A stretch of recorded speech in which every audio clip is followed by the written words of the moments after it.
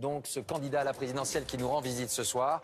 Interview, il est en exclusivité chez nous ce soir sur France 2. Bonsoir Emmanuel Macron, merci d'être avec nous. Bonsoir. Finalement, la primaire, ça marche, vous l'avez vu, plus de 4 millions de personnes. Pourquoi vous, l'homme moderne, ne veut pas se plier à cet usage qui est en train de s'installer, cette coutume finalement, qui fonctionne bien? Être moderne, ça ne veut pas forcément dire suivre toutes les modes, parce que les modes se démodent. C'est d'ailleurs ce qui les caractérise. D'abord, je veux féliciter ce soir François Fillon, parce que c'est une victoire qui est nette, c'est son mérite, et il faut respecter ses victoires, elle est solide. Et puis avoir une pensée pour Alain Juppé, parce qu'il a mené un combat depuis plusieurs mois, et c'est un homme respectable, et j'ai une pensée sincère pour lui. Maintenant, vous l'avez dit, il y a une volonté d'engagement qu'on constate chez nos concitoyens. Plus de 4 millions de Françaises et de Français sont allés voter. Enfin, il faut aussi penser aux près de 40 millions qui n'y sont pas allés. Je voudrais vous renvoyer 5 ans en arrière. Tout le monde disait que les primaires de la gauche étaient un formidable succès, ce qui était vrai à l'époque. Pourquoi ensuite la gauche n'a pas réussi à gouverner?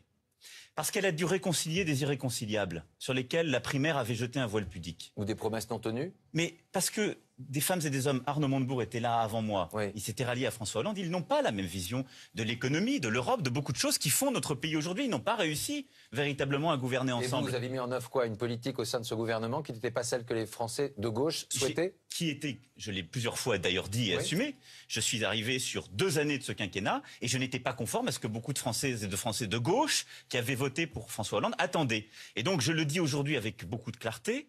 Est-ce que, durant ces primaires, vous avez eu le sentiment qu'il y avait véritablement un consensus de droite qui se dégageait? Je vous le dis, il y a eu des débats qui n'étaient pas que des débats techniques, qui ont mis en lumière une vraie rupture au sein de la droite entre des femmes et des hommes qui n'ont plus la même approche de ce qu'est l'état de droit, de ce qu'est le rapport de la France à l'Europe, de ce qu'est la façon de produire, de ce qu'est même l'image de la société, c'est-à-dire la réalité de la société française. De ce divorce que vous êtes en train de stipuler, vous êtes en train finalement de le signaler, venez à moi, parce que moi je répondrai potentiellement... Non mais soyons clairs, il faut être clair en politique. Est-ce que vous appelez à ces électeurs qui effectivement sont déçus, ne se retrouvent pas chez François Fillon, venez à moi? François Fillon, pour qui j'ai beaucoup d'estime, vient ce soir de gagner une élection aux primaires de la droite, et il représente la droite, le camp conservateur de la droite. C'est une offre de droite conservatrice. Donc il reste le centre-droit, le centre... Je considère qu'il y a à droite des femmes et des hommes qui s'étaient engagés derrière Alain Juppé, qui s'étaient engagés derrière Nathalie Kosciusko-Morizet, parfois même Bruno Le Maire ou d'autres, et compris chez Nicolas Sarkozy, il y en avait, qui sont des progressistes. Alors vous êtes progressiste et libéral, c'est la distinction que vous faites avec un conservatisme de François Fillon. Je le dis depuis et plusieurs ceux-là, mois. vous les appelez, vous leur tendez la main en disant venez à moi. Et vous avez aujourd'hui, depuis ce soir, une offre politique claire. Vous avez un conservateur de droite qui vient de gagner l'élection. Il a une vision de la famille, de la société française, de ce que moi je qualifie d'un retour en arrière de celle-ci, qui n'est définitivement pas la mienne. C'est quoi la vôtre? Parce qu'il dit en moi on retrouve les valeurs françaises. Quelles sont les valeurs de François Fillon qui ne sont pas les vôtres en clair? La famille. Bien sûr, pour moi la famille est importante, mais ce sont les familles. Il n'y en a pas qu'une. Il ne propose qu'un modèle. Ensuite, le rapport entre l'État et la religion n'est pas le même. François Fillon a décidé de s'engager durant sa campagne avec des femmes et des hommes qui avaient mené des combats que je respecte profondément. C'est-à-dire sens commun, c'est la manif pour tous. Bien sûr. Non, mais il faut les qualifier, autrement on ne comprend rien. Et qui n'ont pas aujourd'hui le même rapport que celui que j'ai à la laïcité, à la religion. Qui est donc en danger et qui serait en danger avec François Fillon? Je n'ai jamais joué avec les peurs. Mais je constate que nous n'avons pas le même rapport. Vous êtes plus laïque que lui, parce que certains vous auront accusé, notamment Manuel Valls, d'avoir pas une véritable préoccupation pour la laïcité. J'ai une préoccupation, et je vous recommande d'ailleurs de lire mon livre, et je me suis toujours exprimé clairement sur ce sujet.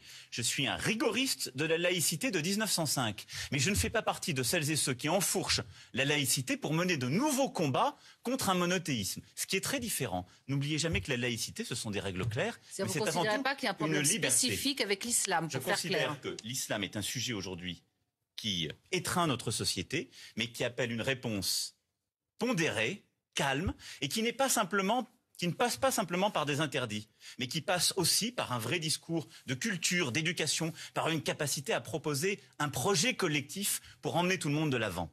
Mais ce que je veux dire par là, et ce qui est très important, c'est que le projet, qu'avec beaucoup de clarté François Fillon a conduit, est un projet conservateur, en ce qu'il propose, en effet, une autre vision de la société française, en ce qu'il doute de l'Europe, ce qui est une constante chez lui très fortement, et en ce qu'il propose, et on peut se retrouver d'ailleurs sur certaines mesures techniques, c'est pour ça que je refuse de commencer par le débat technique pour avoir un vrai débat sur les idées. Il a proposé des éléments de simplification du Code du travail. On peut se retrouver pour partie sur ce sujet parce que je ne supprime pas les droits. Mais il propose, lui, de supprimer des règles pour permettre à ceux qui réussissent déjà bien de réussir mieux. Au fond, en économie, il prétend avoir une politique efficace, mais qui n'est plus juste. Et de l'autre côté, vous allez voir d'ailleurs dès demain, une gauche classique, divisée, comme nous le voyons jour après jour, si ce n'est heure après heure. Juste une question sur ça. Quand vous voyez ce matin Manuel Valls, Premier ministre, qui vous aviez qualifié de traître lorsque vous avez quitté le gouvernement, qui s'interroge sur sa propre candidature et qui s'interroge forcément et fortement sur la candidature de François Hollande, comment réagissez-vous? Je n'ai jamais été dans le commentaire politique. Je trouve ça triste pour mon pays. Est-ce que vous l'avez vu venir? Est-ce que vous l'avez vu venir? Non, mais je ne suis pas là. Parce que vous avez dit ça finira bien comme ça. Je m'occupe.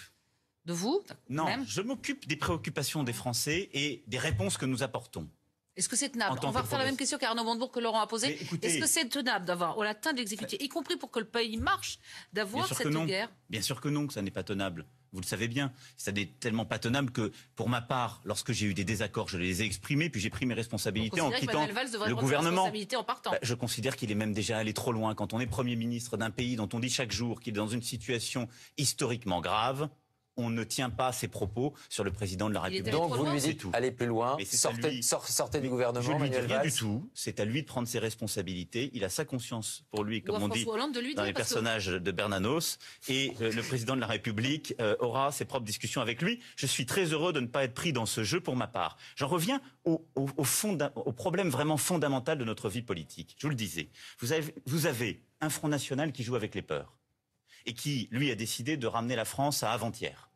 Vous avez maintenant une droite conservatrice qui a une vision de la société française qui est celle des années 60 et une vision de l'économie française qui est celle du Royaume-Uni des années 80. Et à mon avis, ils prennent le sens de l'histoire à l'envers.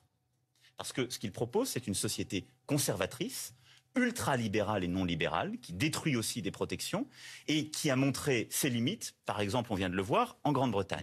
Et de l'autre côté, vous allez avoir une gauche, je le disais, divisée, qui, elle, propose de la justice, mais sans efficacité. Donc vous êtes le troisième au milieu. Mais ce que je propose, et l'offre progressiste, oui, mais c'est important de le dire, c'est pour ça que je ne me mets dans aucune de ces primaires, l'offre progressiste, c'est celle de l'efficacité et de la justice. Moi, je suis pour simplifier des règles, pour que nos concitoyens qui entreprennent, qui créent, qui sont des artisans, des commerçants, des chefs d'entreprise, puissent aujourd'hui produire dans un monde de plus en plus dur plus facilement, mais en même temps, pour qu'il y ait des sécurités individuelles. C'est pour ça que je suis très attaché à la formation continue et à l'éducation. Dans votre livre, un élément fondamental. Révolution, vous refusez finalement de jeter l'opprobre sur les électeurs du Front National.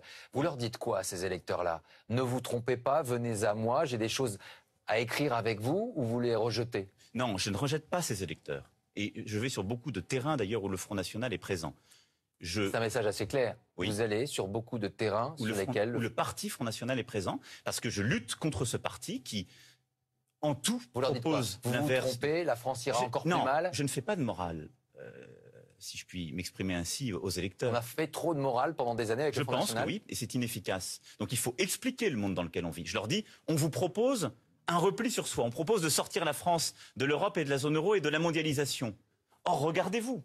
Vous vivez dans le monde. Des millions de nos concitoyens travaillent dans la mondialisation. Donc en sortir, c'est produire du malheur.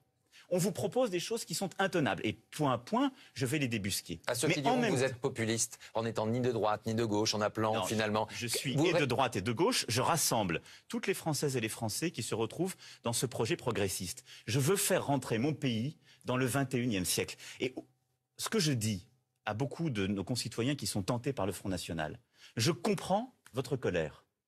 Votre colère, c'est aussi des incohérences qui sont portées par les deux camps. Mais qu'elle n'aille pas dans le parti de la peur. Qu'elle n'aille pas dans le parti de la peur. Aujourd'hui, l'une de nos tâches politiques, c'est d'abattre ce mur de Berlin qui sépare les hommes et les femmes de bonne volonté, le bon sens qu'il y a dans notre pays, l'énergie qu'il y a dans notre pays. Il y a des femmes et des hommes qui sont à gauche, et je respecte leur identité, qui sont à droite, qui sont au centre, qui sont dans la société, qui peuvent agir ensemble dans ce camp du progrès. Et donc je ne crois ni au retour en arrière du conservatisme, ni à une gauche rétractée. Je crois à ce camp du progrès. Abattons ce mur de Berlin, ne retournons pas en arrière. La révolution selon Emmanuel Macron, c'est le titre de votre livre. À suivre dans les prochains mois. Merci à vous. Nathalie, merci. 22h02, on va retrouver Myriam pour juste un point rapide des résultats. Et juste après, on va